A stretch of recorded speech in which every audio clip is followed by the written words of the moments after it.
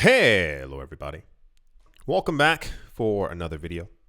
Hope you're all doing well and that you're all having a great day. I forgot to mention I am away. I am actually currently traveling right now, so the videos will be a little bit different from how they normally are, but I'm still making sure that there is a video every single day. And without further ado, let's jump right into it.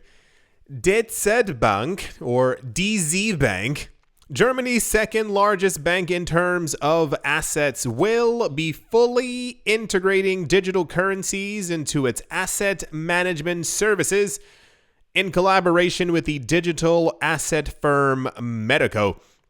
According to the announcement that was sent to Cointelegraph, DZ Bank selected Metaco's custody platform Harmonize to offer digital currencies to its institutional clients. Nils Christopite, an executive at DZ Bank, said that the Metaco Harmonize platform suits their requirement in terms of security and scalability. They said, with the offering we can build by using this technology. We trust to create a durable and fast-growing business cooperation as well as an attractive solution for our clients that can also meet the requirements of digital currencies and decentralized financial instruments, end quote. Craig Perrin, the chief sales officer at Metaco, also commented on the collaboration. The executive expressed the team's excitement in supporting DZ Bank's institutional offering. He said Metaco's infrastructure is specifically designed to support institutions adopting digital assets and participating in the digital asset economy. He said, "We are excited to announce the cooperation as it is further established Metaco as a market leader in Germany, trusted by some of the country's largest banks and exchanges." Yes, for those of you who forgot, a couple of years ago, one of the major news stories that we had in the cryptocurrency space was that after years of lying to us, tons of banks were actually into cryptocurrencies and were actively buying it and mining them and using them in a multitude of other ways.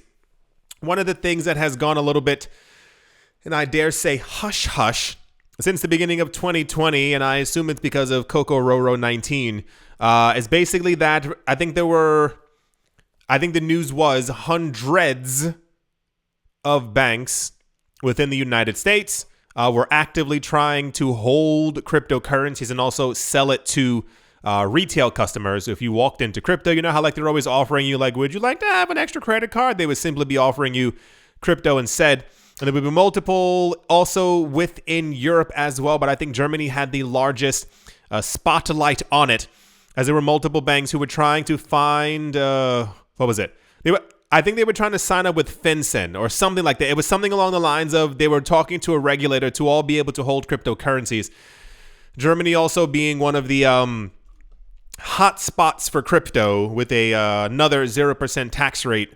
It's them in Hong Kong and a bunch of other places. So it's not surprising at all that the second largest bank in Germany would be going for holding cryptocurrencies in this partnership. We've heard it a lot from Switzerland as well. There are multiple banks there who are using, dealing in, trading, offering cryptocurrencies to their clients.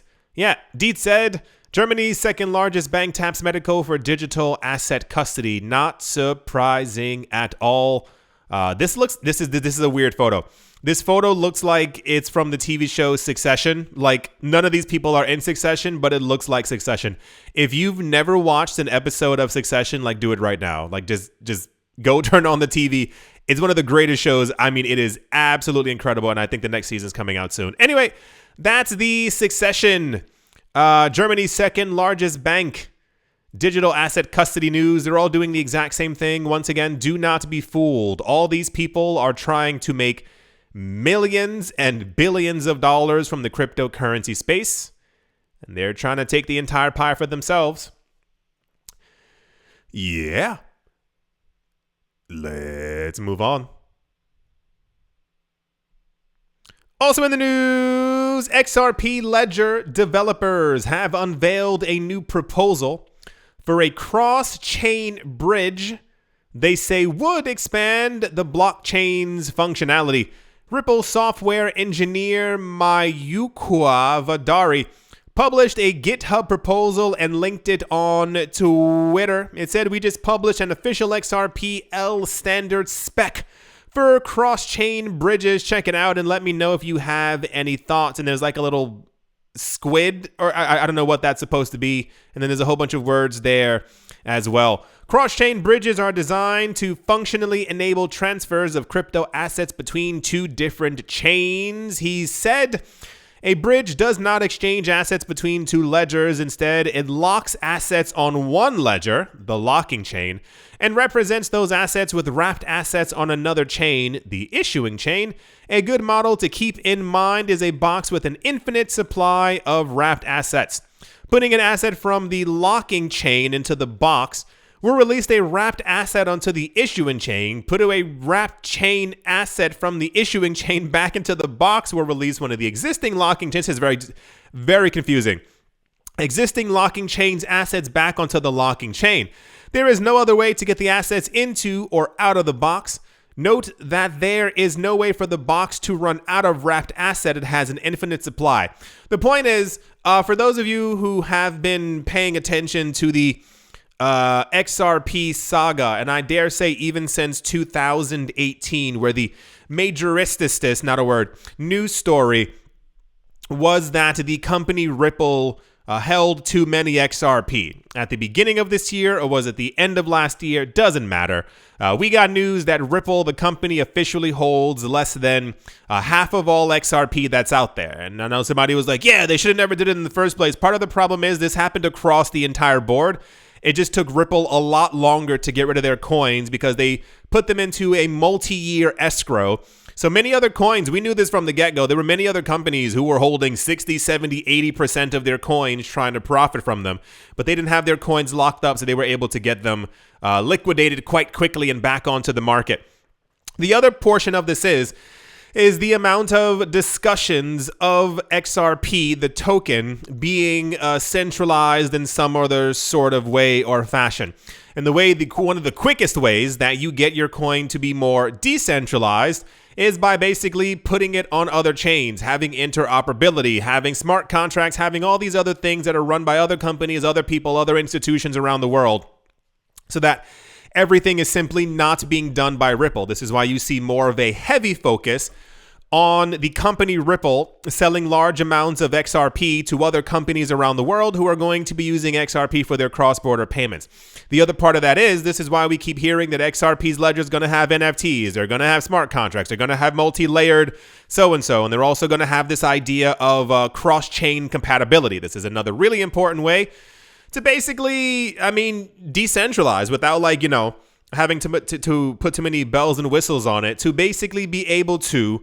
One of the cheekier ideas is that as Bitcoin is very slow, 3 transactions per second, Bitcoin can be wrapped or be interoperable with many other chains. So what happens is basically your coins, your Bitcoin, like it says in the confusing text we just went over, will be locked in another chain, and then the value of Bitcoin will be represented in what is normally known as a wrapped Bitcoin.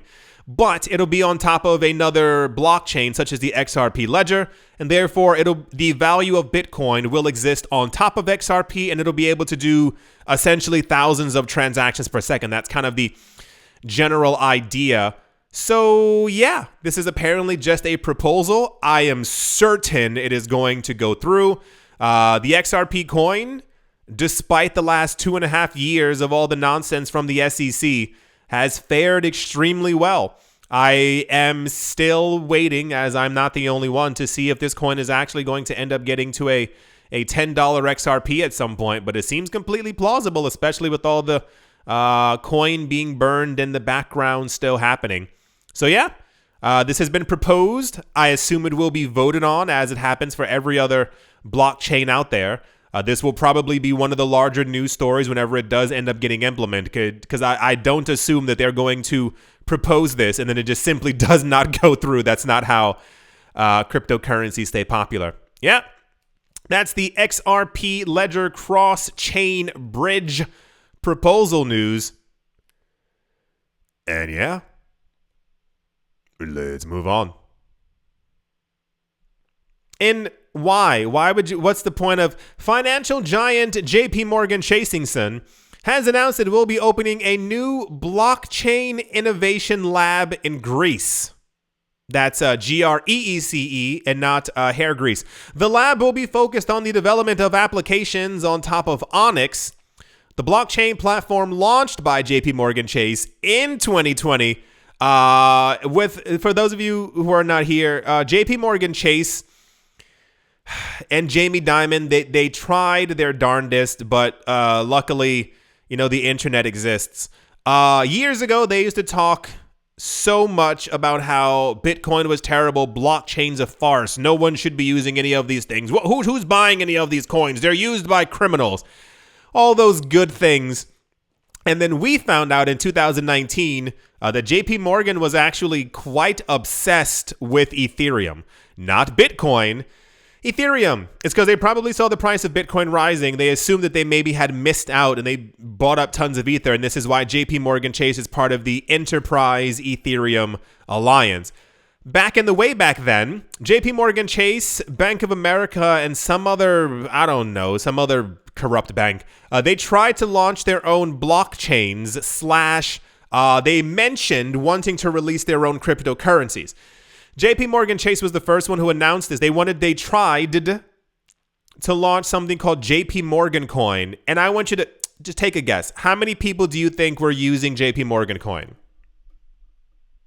Yeah, not a gosh darn person. And even more so, they were trying to get other banks to use JP Morgan Coin. So, that didn't really work out. And I guess the pie in the face, it doesn't make any sense. For JP Morgan was basically them saying that blockchain was terrible and then creating their own blockchain that no one actually used. I assume it's being used relatively just internally between other branches. JP Morgan, the investment bank with millions of customers worldwide by force, has announced the launch of a new innovation tool lab in Greece, which will develop solutions using blockchain tools. The lab will focus primarily on building applications that use Onyx. The platform launched in 2020. This new innovation lab will be part of the Blockchain Launch Group, which prepares and develops a blockchain-based software for customers of the bank using Onyx's technology. Tyrone Loban, head of blockchain launch and Onyx digital assets at JP Morgan, revealed that the company is looking to fill 4 new positions for this new initiative, including 2 full-stack software engineers, a mobile app engineer, and a technical manager. So cool. You do what you need to do to try and make yourself feel special when no one's using your actual products. It's very weird. It's just, I wonder why Greece. None of these things are random. You have to understand, there are so many other countries on the planet. Why not Ireland? Why not in London? Why not in Paris? Why? Not that Greece is not a good place. I mean more so like that's a very strategic place to want to play something. Greece also has crazy taxation rules. If you were paying attention back to the financial-esque crisis of 2015, 16, 17 and all the rumblings that were going on, there were so many documentaries back then that were talking about, because there were rumors of a Grexit, that is the Greece exit from the European Union, but they literally couldn't afford it. The documentaries. We're talking about Greece apparently has like certain islands where like if you live there, you can just like kind of opt out of taxes, but you got to be really rich to be able to do so. But the problem is that all the rich people live on these islands, and that's why their economy's not so hot. Anyway. So I wouldn't be surprised if I walked on a Greek island and I saw JP Morgan Onyx blockchain signs all over the place. So cool. You keep doing you, JP Morgan, Chase, and Son. Anyway, that's that weird news. Let's move on. In surprising, Alex Gladstein, or Gladstein, depending on where you are in the world, believes that Bitcoin is a financial privilege for people as it allows free speech, property rights, and other capital markets. Alex Gladstein, CSO of the Human Rights Foundation, thinks Bitcoin symbolizes some of the USA's values based on the this is getting intense. Based on the Declaration of Independence, free speech, but Bitcoin can't talk. I've heard that before, and I'm not even joking. I understand the property rights. I get the financial privilege. I understand monetary sovereignty and freedom. Can anyone explain to me how Bitcoin gives free speech? Once again, this is not a joke. I am looking to learn because I don't feel like So if there was a social media platform that was built on top of Bitcoin that was immutable, then I would understand. But as of right now, it's not a thing. So I'm not. He argued that the primary cryptocurrency could thrive in democracies and struggle in totalitarian countries, as it has been doing, because they basically have been banning people from using it. So Bitcoin's definitely going to struggle. For those of you who don't know, weird, right? There are certain countries that actually have their own internet. You can look that up. You're going to be dystopianly surprised when you realize that people around the world are not using the same internet, and the other internets aren't really internets at all, more of a database that people can access. Yeah, you'll find out. In a recent episode of Simply Bitcoin, Alex Gladstein presented himself as a keen advocate of the leading digital asset and pointed out its main benefits. He believes it can fix damaged democracies and give people a financial alternative during the current turbulence, which we've been in for the last 9,000 years. Gladstein said it is an embodiment of liberty, free speech, and decentralization, meaning it could flourish in democratic nations. Hear me out here. I think the point of Bitcoin is not to only flourish in democratic nations. It's meant to flourish in places where people don't have freedom. The idea is the lack of freedom is the lack of also monetary ability to be able to take care of yourself, you and your family. So you would use Bitcoin as a way to circumvent these things so that you can buy flour and bread. Anyway, I thought this was quite interesting. Most people who are part of these foundations or whateverizations normally don't say these things out loud. So one of the head people from the Human Rights Foundation basically announcing that Bitcoin is awesome. I'm sure somebody out there heard him. It's so frustrating because I wish that everyone knew and was in Bitcoin.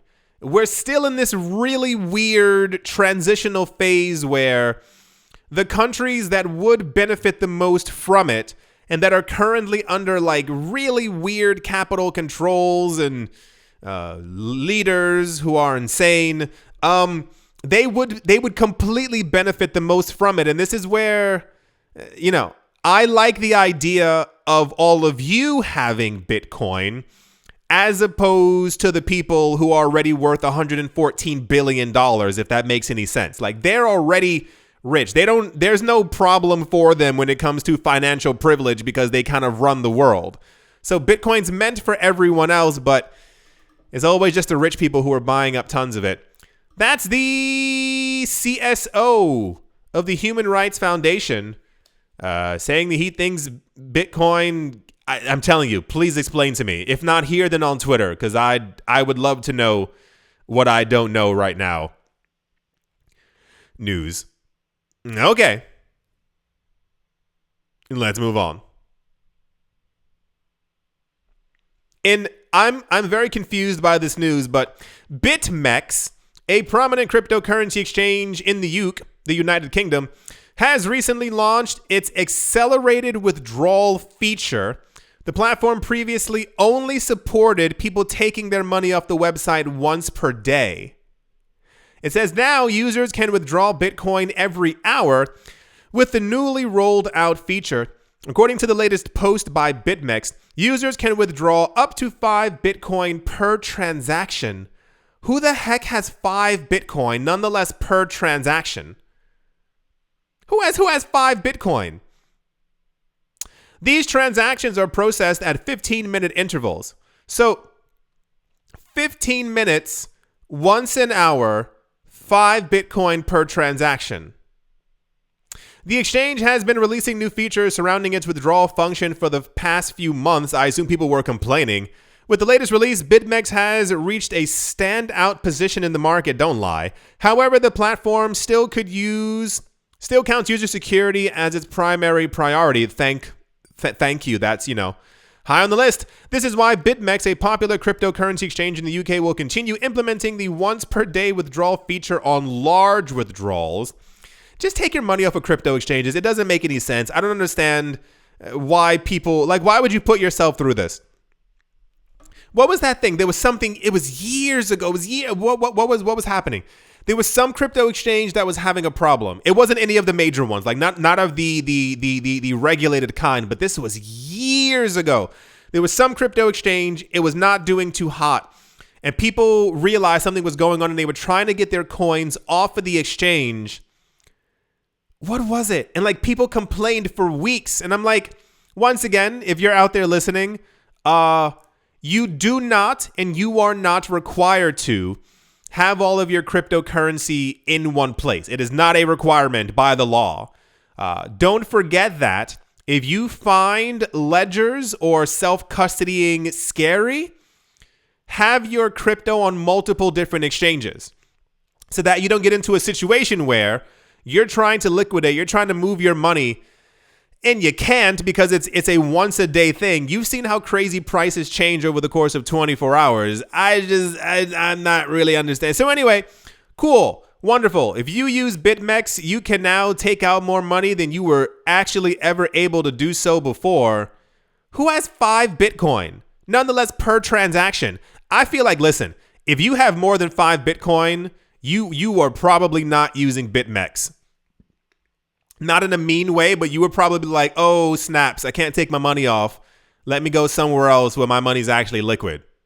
I don't even think, there's no part of me that would even think of having 5 Bitcoin on any place. I would have it on 5 different places. Literally 1 Bitcoin. Why would you?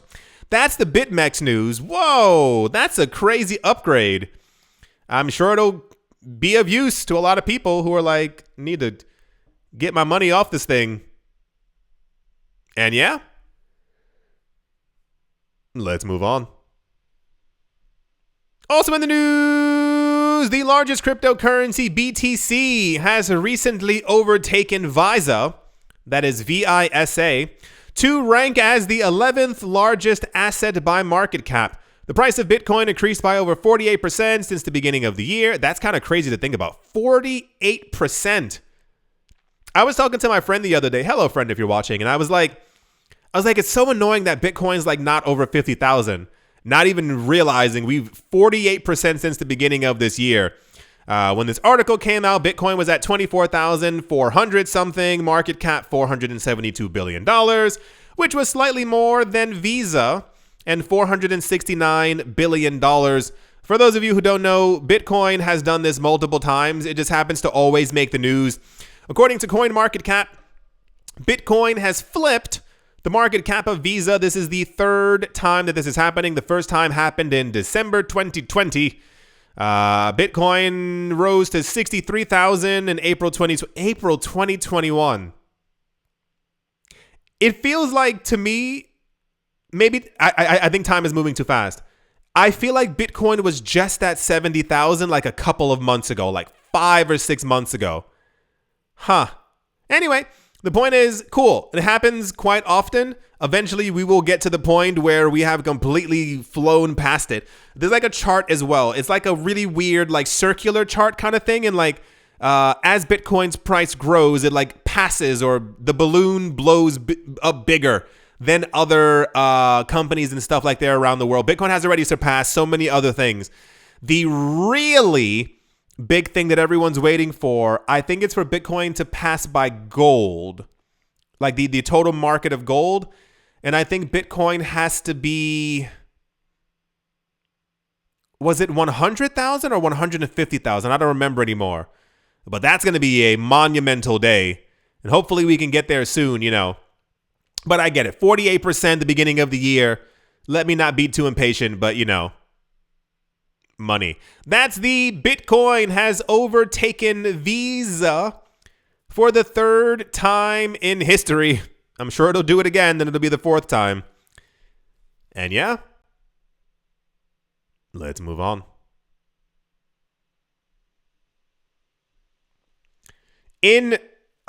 This was super popular, and I didn't get it until I was like, oh.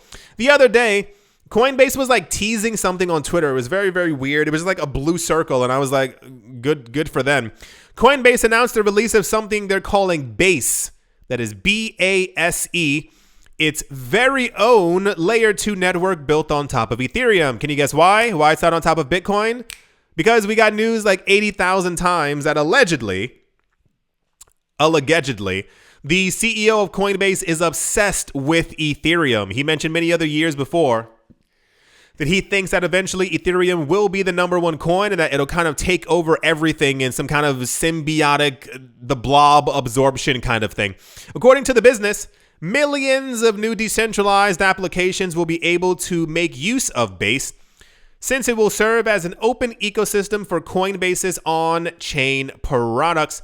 Moreover, according to Jesse Pollock, Coinbase's director of engineering, a test net for Base has been operational since the beginning of the month, even though it was just revealed publicly. Wow, that's amazing. They said, this is a bet that we can help enable the next million dApps, which are going to bring in the next billion users.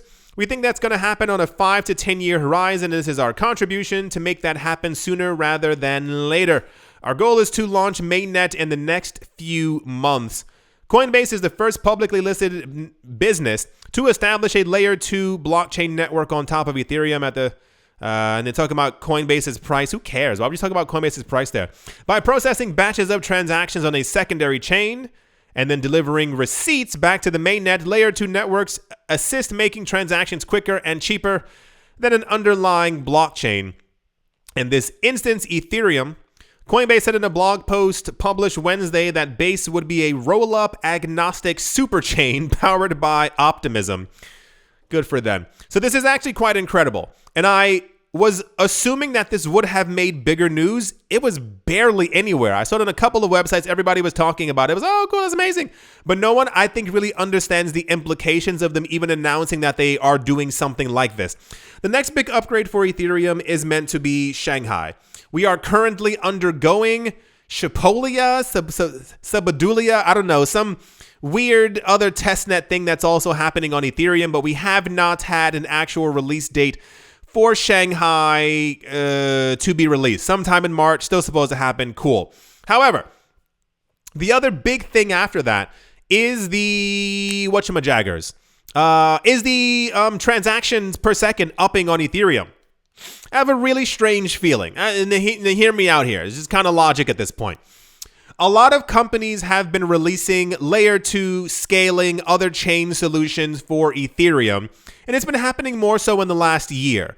I have a very strange feeling that the other upgrade that will actually raise Ethereum from 15 transactions per second to 1,000 or to 10,000 or once again the illustrious 100,000 transactions per second, so saith Vitalik Buterin. I feel like it's going to take a while. And I mean like not 3 months, I mean like 3 years. And I feel like this is why we're seeing so many companies openly announcing that they're releasing, they're doing this, they're adding all this support to Ethereum in some sort of way.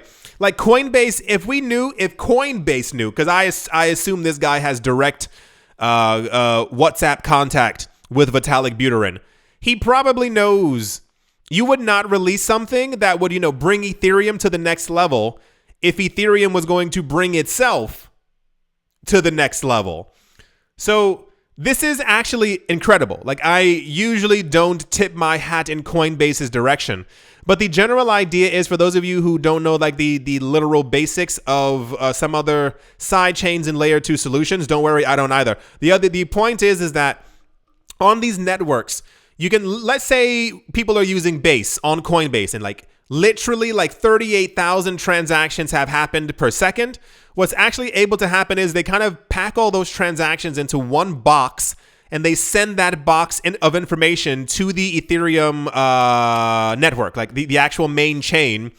And that on Ethereum only counts as one transaction. So you're able to have tons of other transactions. And of course, there are other chains that already do this, but we're talking about the most used chain on the planet. So when this, what do you call it? In beta, it says testnet.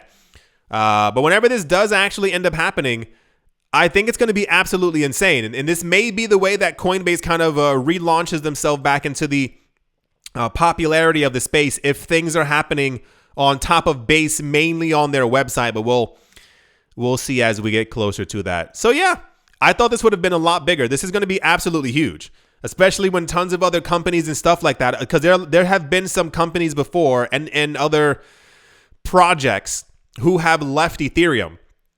They've moved on to Cardano. They've moved on to what have you, other chains, yada, yada, yada. But if they can all come back and build themselves on Base, which is built on top of Ethereum, that's how money's made. Yeah, I thought this news would have been more popular. That's the Coinbase news. And yeah, let's move on. Yeah, I do hope that you have all enjoyed. I hope you all are having a great day, morning, afternoon, evening, wherever you are, wherever you might be. I do hope it's absolutely fantastic. Thank you all once again for watching, listening, liking, commenting, and or supporting. And I will most certainly be talking to you all soon. See you.